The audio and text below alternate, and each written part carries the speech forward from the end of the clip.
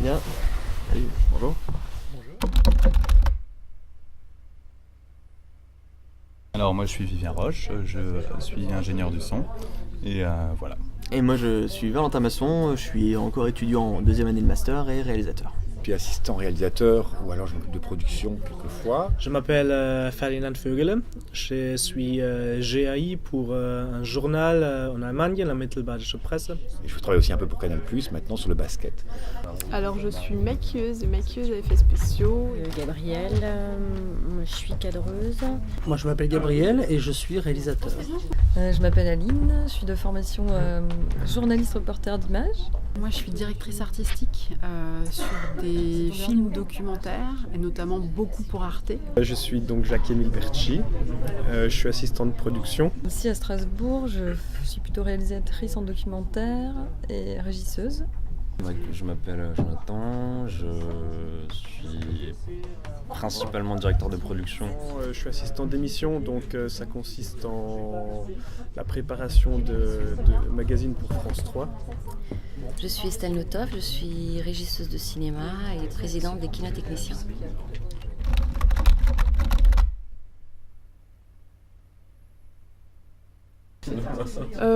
En fait, à peu près tous les métiers me plaisent dans le cinéma, l'audiovisuel. Je pense pouvoir dire assez précisément que c'est mon professeur d'histoire géo au lycée. Je sais pas, en fait c'est un secteur d'activité qui m'a toujours intéressée. Je crois que toute petite j'aimais vraiment beaucoup le cinéma. Je crois que j'ai commencé à regarder des films en VO à 10 ans. On nous a appris à regarder un film, tout simplement, à voir éventuellement les différents sens de lecture qu'il pouvait y avoir. Bah écoute, moi c'est vraiment une passion du cinéma depuis assez jeune. À la base j'ai fait d'autres études complètement différentes, mais j'ai tout arrêté pour justement me lancer là-dedans. Du coup j'étais devenu cinéphile grâce à lui. J'ai fait des études d'anglais et j'avais un cours de cinéma américain qui était animé par Michel Ciotta. Et cette personne, et ce professeur est vraiment m'a transmis le virus en fait, en quelque sorte.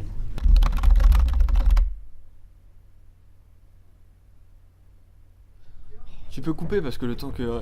J'ai croisé ce technicien et un machiniste qui s'appelait Carrie Plancheneau, qui était un homme extraordinaire, assez atypique pour le milieu, parce qu'il avait travaillé dans le cabaret érotique et tout. Puis voilà, il s'était retrouvé machiniste de cinéma, de télévision. Oui, alors j'ai tourné une série pour Arte qui se passait dans l'univers du porno. Voilà, comme rencontre, parce qu'il avait un humour particulier, il avait une tête particulière ce monsieur, et c'était un des seuls gars qui pouvait dire n'importe quoi à n'importe qui.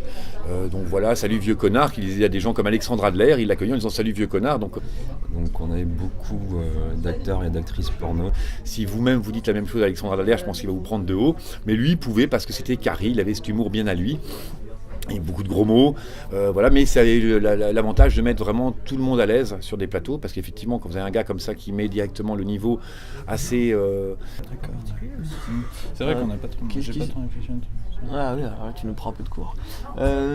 Assez haut, comme ça, forcément, ça décontracte, ça désacralise un petit peu le côté ambiance, plateau, silence, coincé et tout. Et je sais que ça m'a un peu influencé quand même, c'est ce qui... Le truc c'est que les anecdotes courtes, c'est très compliqué pour moi parce qu'un tournage, tout me frappe. Je sais que c'est ce que j'ai voulu des fois reproduire un petit peu, parce que finalement c'est que du cinéma ou de la télévision, même si des fois il y a du stress et des enjeux, mais... c'est que finalement faut que des aventures humaines et on peut rester comme des contracts, et je sais que voilà, c'était une rencontre qui a été importante dans ma vie professionnelle en fait, pour en dire qu'une. Elle me vient là parce que il est décédé il y a 2 ans quasiment jour pour jour. Ce qui m'est arrivé pendant un tournage au NS Skate Contest ici à Strasbourg en fait, parce qu'on a fait un petit rapport pour le journal, et en fait j'ai interviewé les champions du monde en street inline sans vraiment savoir qui j'ai devant ma caméra. En gros il me fallait juste un skater qui je peux interviewer, et j'ai vu le mec et il avait un run avant qui était vraiment bien, et je pensais ok bon on va l'interviewer, et je demande donc toi tu es un pro skater? Il a dit oui, et plus tard j'apprends ok c'est le champion mondial, donc voilà, c'est toujours bien d'être bien préparé.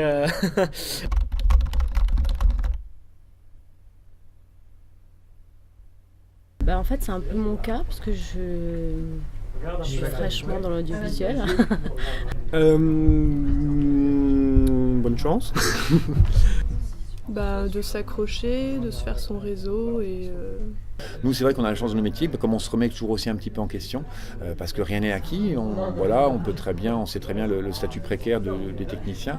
Donc c'est vrai que c'est une fraîcheur, c'est une fragilité des fois, mais c'est quand même une grande fraîcheur, je crois. Ça dépend en fait du parcours des gens, mais ce que je dis bien souvent, si c'est des gens qui ont la vingtaine, je leur dis toujours, profitez de votre âge pour vous nourrir, pour être curieux de tout, pour aller voir des expos, des films, pour voyager. Voyager, ça veut pas dire se faire un voyage de dingue. Voyager, ça peut être aller avec une tente en Ardèche. Prendre sa tente. sa tente, quoi. Mais je m'embrouille tout seul, c'est terrible. Il faut d'abord en fait qu'ils comprennent ce que ça veut dire que le métier qu'ils envisagent de faire.